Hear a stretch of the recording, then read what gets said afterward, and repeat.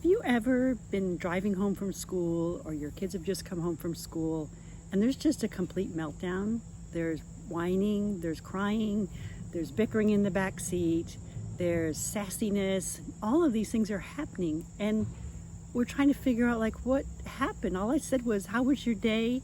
What was your homework? So there's this thing, it actually has a name, called the after school restraint collapse. And what that basically is your child has been working hard all day to hold it together. They have been told where to go from place to place. They've sit still as well as they could. They've paid attention. They've done their lessons. They've interacted with their friends. Sometimes things go well, sometimes they didn't. So at the end of the day, there's this big balloon of emotion that's been blowing up inside of them, and they finally get in your safe presence because you are their safe person, and they feel free and comfortable enough to just let it pop. And that's what you're seeing, is a complete meltdown after having held it together. It's a kind of a way of equalizing. So that kind of helps, just knowing that this has a name, right? But that's not enough. So what do you do if you're in the middle of an episode of after school restraint collapse? The first thing you do is empathize. You just say, oh, honey, it really sounds like you've had a bad day, or wow, you must be exhausted. It's been nonstop for you, hasn't it? Don't worry about what you're perceiving as back talk or snarkiness. That's just their way of getting this steam out. So don't take that personally. It's hard, I know, but don't take that personally, and look to the feelings underneath. So most kids find that they need a way to decompress.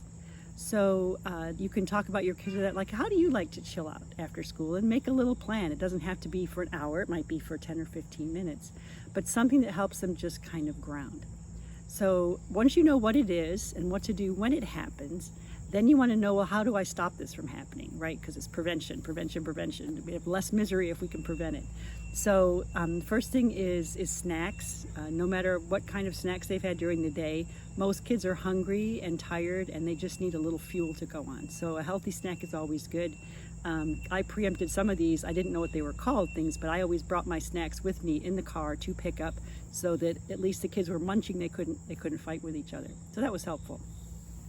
Another thing you can do is just stay connected throughout the day. And how do you do that? Well, the old thing, just a little note in the lunch, maybe just a little smiley face on a piece of paper.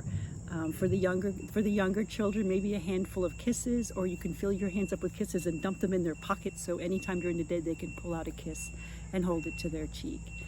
In the morning, if you can, make some time to be connected to them. We usually get up, we're in a hurry and we're running. One of my favorite tools that I have not get to use, but I'll hopefully get to use with my grandson soon, because I learned about it too late, is the snuggle alarm, which is when your child's alarm goes off and you hear it, then you say, oh great, let's set the snuggle alarm, and you jump in bed with them and you just have a little snuggle, and then when it's over, it's time to get up. And it's amazing how that little bit of connection in the morning can make a big difference for the rest of the day.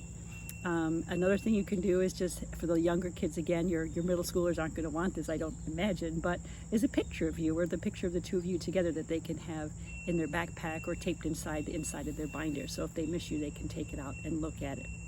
So afterwards, after everything is all done, the meltdown's done, maybe the prevention, in spite of it, there was a meltdown or a collapse, or there just happened to be a bad day, then what happens afterwards? So afterwards, what your child needs to know is that no matter what they do or how they act, that you love them.